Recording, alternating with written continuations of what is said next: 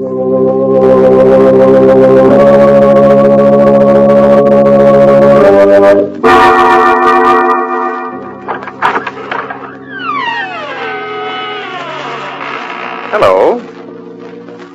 Hello? Oh, there you are. I was afraid for a moment that you had forgotten our appointment. Why, you almost scared me to death. And that won't do after all the pains I've taken to scare you. You remember me, don't you? I'm your host on behalf of the makers of Carter's Pills. And you're to be my guest tonight in the mysterious circle of the inner sanctum. Come in, friends, won't you? Thank you. Take that chair by the fire. Good. And you'll become accustomed to the dim light in a moment. Don't get too comfortable, because we'll have you out of that chair with thrills and chills, shivers and quivers. You're on our side, aren't you? You'd better be. But don't worry.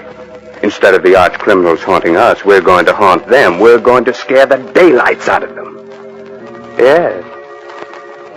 Welcome, then, friends. Welcome to the mysterious circle of the inner sanctum. And listen to as weird and strange a tale as ever was told. The amazing death of Mrs. Putnam.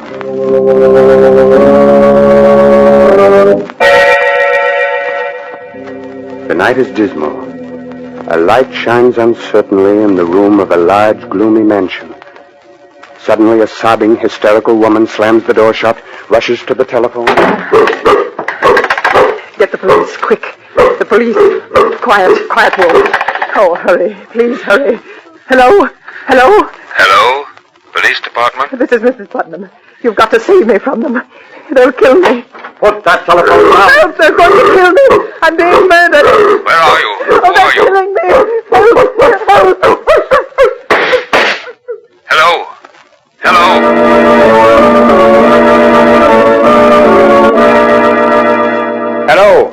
Hello? Hello, operator. This is Jeff Hansen, police headquarters. Trace the call that just came through to us. Hurry. That's funny, Jeff. You hear what I heard, Porky? I sure did, unless we're both having the same dream. Hold it, Porky. Yes? Yes, operator. Hansen, Jeff Hansen. You have? That's swell. Write this down, Porky. Yes, sure. Yes? The Putnam House, Maple Street. Thank you very much. The Putnam House? Yeah. Say, that's the first time in centuries we've heard that name in the police department. Come on, Porky. Someone in that house is in great danger. We've got to get there, and quickly.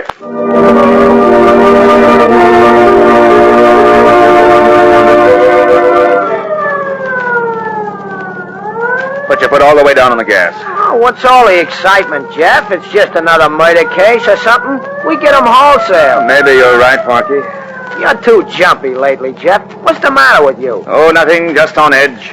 You ought to get married. Then you'd have so many other troubles you wouldn't have time to think of yourself.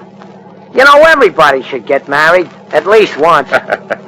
Especially you, Porky. Well, I'd get married tomorrow if I knew a girl who'd love me for myself alone.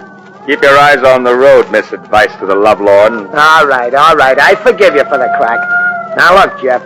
You and me is a great detective. Only you can solve everything but the mysteries of the heart. So what does nature do?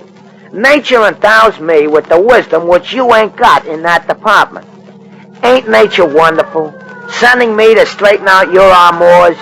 Now, first of all, you gotta learn to treat love light. This is Maple Street, Porky. Oh, okay. I'll take up the lessons in love where I left off later. Pull up, Miss Lovelorn. Here we are. Let's go. All right, Jeff. It's a pretty old house. Ain't exactly a haunted place, but a ghost could feel at home here. No, Miss Silly, this house is fairly modern. 3. What are you muttering about? I'm counting the stairs. Didn't you teach me to observe everything? 7, 8, 10. Now remember, keep your eyes open and your mouth shut. You know how reliable I am, Jeff. Yeah, I do. Yes. We're from police headquarters. One moment, please. You can't come in like that. It's all right, Williamson. Yes, Miss Lois. Come in, please. Thank you, miss. My name is Jeff Hansen. This is Ed Lamb, better known as Porky. I'm Lois Putnam. How you doing, Miss Putnam? Did you say you were from police headquarters? Yes? That's odd. How did you find out so soon? We had a telephone call. From whom? It was a woman. I believe she said her name was Putnam. What? Oh, no. When did you get this call? Only a few minutes ago. The woman screamed that she was being murdered. She cried out for help. Oh, no. What in heaven's name are you talking about? My aunt is dead. Dead? Yes. She died 2 hours ago. Her name was Mrs. Putnam? Yes, Martha Putnam. You say your aunt died 2 hours ago? Yes. But we received a phone call for help only 20 minutes ago. But that's impossible. Are you sure the call came from here? It was traced to your number. Besides, I believe the woman said her name was Mrs. Putnam. Isn't that right, Porky? Yeah, it sounded like it. This is some idiot's idea of humor. The poor woman has been dead more than 2 hours. Lois, you should rest. You haven't closed your eyes. I will, Doctor. These men are from police headquarters. Oh? This is Dr. Holloway. Doctor? Detective Hansen, did you say? Jeff Hansen. This is Ed Lamb. Hi, Doc. Were the police informed of your aunt's death, Lois? They traced a strange phone call back to this house, Doctor. Somebody screamed for help. From this house? Yes. Then why didn't we hear it? Perhaps we made a mistake. However, we're forced to sort of look around. Please forgive us, Miss Putnam. Do whatever you like. Thank you. Well, perhaps you'd better lie down, Lois. I'll be all right, Doctor. Porgy, I want you to make a thorough search of the house and don't let anything go unnoticed. You betcha. Oh, Doctor. Yes. Be back in a moment, Lois. What is it? If you don't mind, Doctor, Do you wish to ask me questions? Please. Quite all right. What caused Mrs. Putnam's death? The causes of her death were quite natural. A blood clot lodged itself in the veins of her heart. You may have heard it called coronary thrombosis. How many members are there in the family? Well, there's Lois and Mrs. Putnam's brother. He's very ill, and his sight is failing. Is there anyone else? Yes, there's Joel Adams, the gardener. He lives in the back of the garden. He and the butler have been with Mrs. Putnam for years. Would you mind, Doctor, if I looked at Mrs. Putnam? If you wish, just follow me.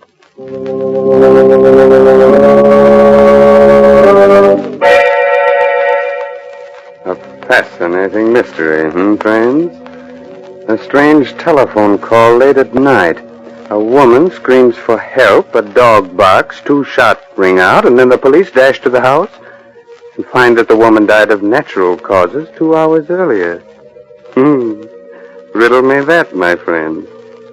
Oh, have no fear, for the day of ghost-like voices from the dead and the day of superstition is past. Or is it? We shall see. We shall see. This way, Mr. Hanson. Thank you. Why do you keep this door locked? Oh, simply to avoid any scenes. They're all so high-strung. Oh. What's the matter with your hand, Doctor? You mean this bandage? You hurt yourself? Well, just clumsiness. While cutting some gauze, I snipped my hand. It bled rather profusely. I'm sorry for all this inconvenience, but in my business, it's wisest to check on everything. I understand. You wish to examine the body more thoroughly? No. No, I don't think so. She looks rather natural for a corpse. Shall we go? Yes. May I see the butler now? Yes, this tassel will bring him in just a few moments. After I see him, I'd like to talk to the others, too. Oh, you'll be tactful with Lois, won't you? She's quite broken up. She was attached to the old lady. Of course. Did you ring for me, Dr. Holloway? Yes, Williamson. Detective Hansen wishes to talk to you. Yes, sir. And now, if you'll excuse me, I'll take a look at Lois. Quite all right, Doctor? Excuse me. Your name is Williamson, I gathered. Yes, sir. How long have you been working for Mrs. Putnam? 32 years. It's a long time, isn't it? Yes, sir. By the way, did you hear any odd noises or screaming this evening? No, sir. You did hear 2 shots, though, didn't you? No, sir. You're not frightened, are you, Williamson? Yes, sir. Yes, sir, I am. This house isn't what it seems on the outside. Oh? No, it's full of hatred. Everyone hated Mrs. Putnam, and she hated all of us. The Lord found vengeance. She didn't deserve to live.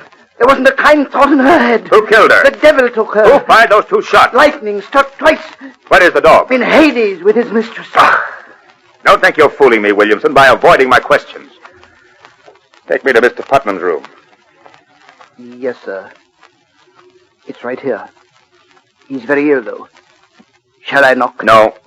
No, you may go. Yes, sir.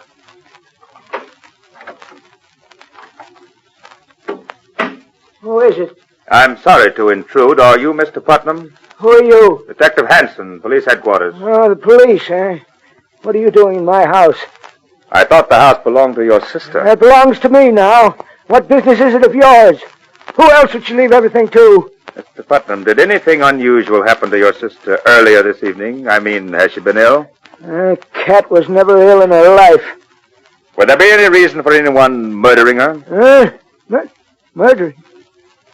I don't know. Maybe. She's hurt each and every one of us. She ruined Lois' life by sending her fiancé away many years ago. She made me into the wreck I am with her cruel tongue and her devilish disposition. She was responsible for the death of the gardener's wife long ago. Hasn't done a kind thing in her life. If she's been murdered, then I say good riddance. Is it possible that all of you had given her cause to treat you that way? Don't you dare say that. You stupid, foolish maniac. You didn't know her. How dare you? Get out of my room. Get out of my house. Get out of my... I'm sorry, Mr. Putnam. I didn't mean to upset you. I'll go now. Jeff. Hey, Jeff. Yes, Porky? Hey, I've been looking for you. Yes? Yeah, I've been all over the house. I checked on everything. 15 rooms, 19 windows, 8 beds, 3 fireplaces, and 3 bathrooms. And nothing looked suspicious? No. You think maybe there is some mistake, Jeff? I don't know. A phone call being traced here is absolute. They never make a mistake. But her voice and her death almost 2 hours before we got the call makes it strange. I must confess I'm stumped. Did you talk to everyone? I'd like to talk to the gardener, but right now we'll pretend that everything's all right, that we made a mistake. We'll drive away and then come back later. You mean you really ain't thoroughly convinced? That's right, Porky. I've got a hunch that we're up against a case that's stranger than any we've ever known or heard of.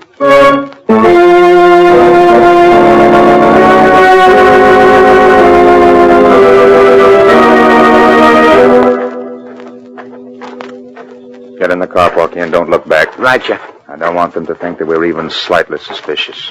They may be watching us from the windows. Throw on your lights and get the car started. Yep. Porky. What, Jeff? Don't move. Just look over there. Where? Right straight in the beam of the lights. Well, I don't see... Oh, you mean? In the garden. That mound of earth. Looks kind of fresh. Right. Holy Mazuma. You think maybe somebody's buried under there? We'll soon find out. Drive the car down a few blocks. We'll come back on foot and very quietly. Jumping catfish, Jeff.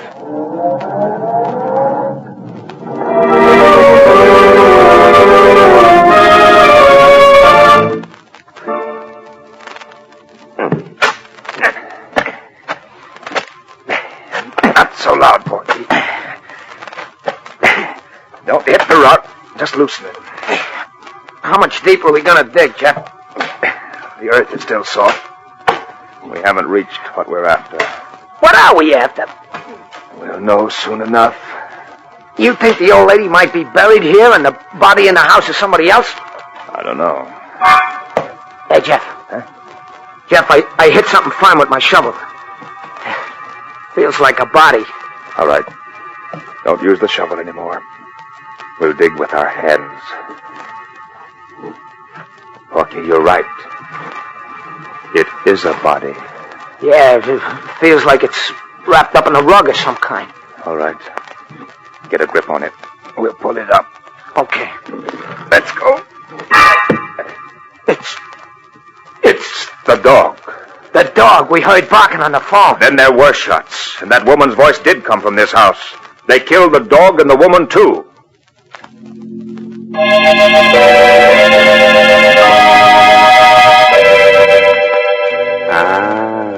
Are you completely mystified? Wondering about the strange death of Mrs. Putnam and what will happen next?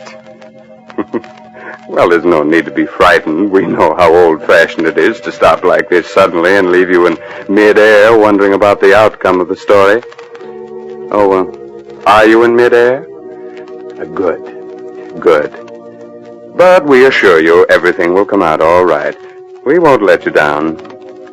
And this is as good a time as any to remind you of someone else who won't let you down.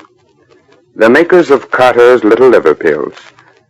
When you don't feel good, try Carter's Little Liver Pills. They do the work of calomel, but have no calomel in them, for they are simple pills made of vegetable drugs. They wake up the flow of one of our most vital digestive juices. When this vital juice flows at the rate of 2 pints a day, it helps to digest our food and bring back the glorious feeling that goes with regularity. Then most folks feel like happy days are here again. But be sure you get the genuine Carter's Little Liver Pills.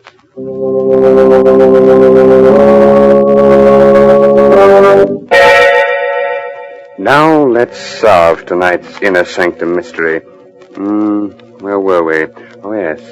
Jeff and Porky had just unearthed the body of a dog. The dog we heard barking on the phone. Then there were shots, and that woman's voice did come from this house. They killed the dog and the woman, too. Oh, I just swallowed a lump that had nails on it, Jeff. Porky, down. Hey, what's the idea? Throw me right into... Someone came to the window. Yeah, but you didn't have to throw me right into the grave. Sorry. Here, I'll help you out. Oh, they've left the window. Now, look, you stay here, Porky. I'm going in to talk to the gardener. You watch the house. I'll be right back. Hey, you ain't gonna leave me here with this dead dog, are you? Shh, quiet.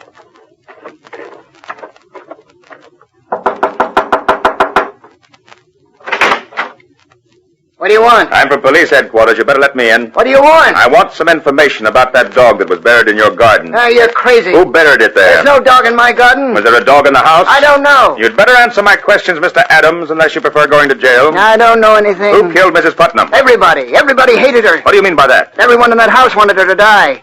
Her brother cursed her. Williamson might have poisoned her. What about you? Me? I didn't hate her anymore. She promised to leave all her money to me. Oh? Why? Well, it was her only sign of repentance. Why, no other reason? None that might be your business. Did you hear any shots from the house this evening? I was away. Jeff! Jeff! What is it, Porky? Hey, come quick, Jeff. What's happened?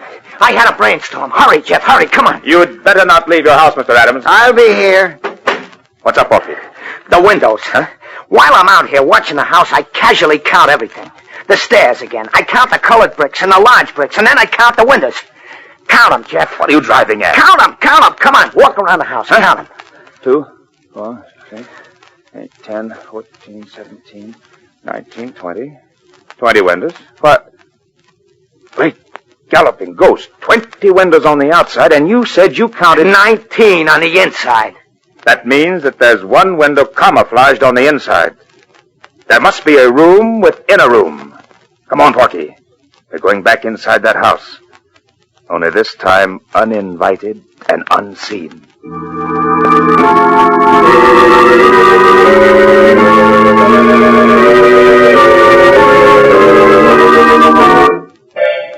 You think maybe the room is up around here, Jeff? Just keep trying, Porky. Run your fingers over every inch of wall and furniture. Yeah. I've got something. Oh, heart failure. I got a splinter in my finger. Why did I ever... Shh, quiet, Porky. I think I've got it. No kidding? Get over here. Have your gun ready? There's a little knob here in back of the bookcase. I think it will swing the bookcase open and lead us into another room. Here goes. Look out, Porky! Oh, you've come to kill me, but I'll kill you first. I'll kill you if you come near me. We haven't come to kill anyone. Who are you? I'm Mrs. Putnam. What? Mrs. Jeff, there's the ghost we needed to top off everything. Hey, light a match, Porky. Oh, there's a candle over there, Jeff. All right, light it and bring it over here. Okay. How do we know that you're telling the truth, that you are Mrs. Putnam? Heaven knows I am, but I wish I was someone else. I've gone through so much. If you are Mrs. Putnam, then who is the dead woman downstairs? The dead woman? Yes. She's my cook. She took suddenly ill and died earlier this evening. Your cook? I can prove to you that I'm Mrs. Putnam. How? My signature. I signed a new will tonight. They forced me to will everything to them. Oh, you must believe me. We'll check on that. Was there any shooting in the house this evening? Yes, they shot my dog while the poor creature was trying to protect me. I called the police to help me. I thought they meant to kill me, but instead they brought me up here to face a living death. We're the police. If you are Mrs. Putnam, then we're here to help you. Thank heaven you don't know how they tortured me to make me write a new will. You say the new will leaves everything to them? Yes. In that event, it will be a simple matter to trap them and for you to prove yourself. Have you got the old will? No, they destroyed it. Well, it doesn't matter. You'll tell me the contents of the old will. They'll give themselves away when they hear it read. And now, Mrs. Putnam, about those who tortured you. Who are they?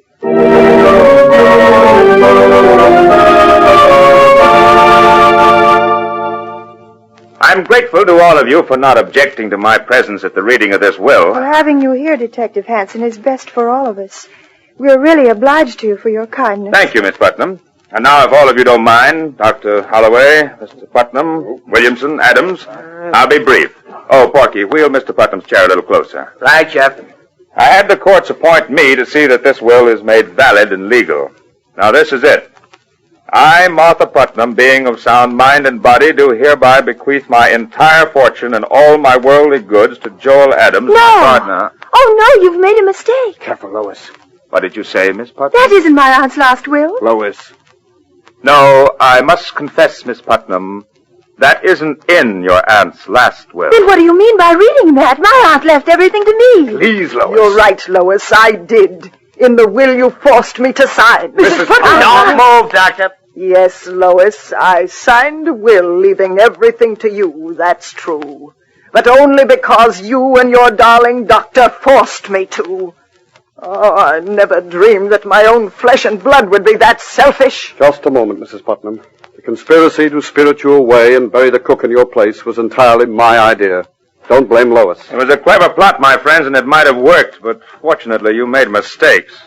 By the way, Doctor, does that bandage on your hand cover a nasty bite you got while doing away with the dog? Yes, it does. I confess to everything, Mr. Hanson, but Mrs. Putnam is as much to blame as anyone. Everyone who ever lived in this house hated her. With all the money you had, Mrs. Putnam, you never did one decent thing in your whole life. You distrusted everybody and hurt everybody. And so we plotted to get you out of the way. Fate was kind enough to provide us with your cook as the means. With your money, we could have gotten something out of life.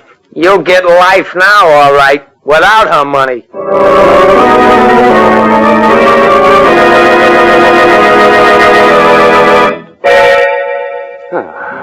You can relax now, friends. This story is over. But still another plot is being formed for our next session in the inner sanctum. Are we scared? Sure. But what of it? Isn't the villain a great deal more frightened than we? But thanks to clever sleuthing, everything will be solved. And there's one more mystery we may be able to solve for you quite easily. When you don't feel good, when you're low and irritable and the whole world looks black and uninviting, try Carter's Little Liver Pills. Don't give in to that depressed feeling that bogs you down.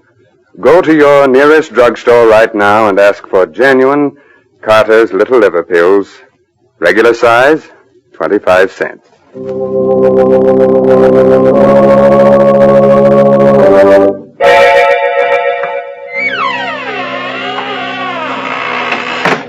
There now.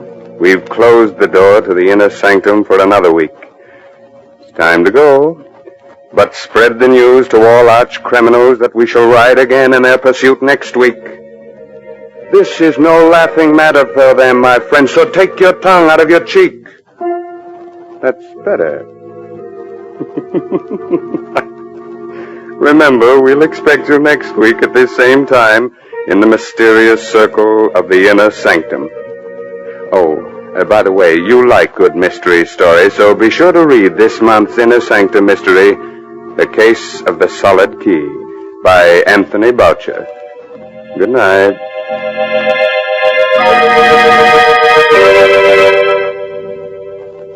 This is the National Broadcasting Company.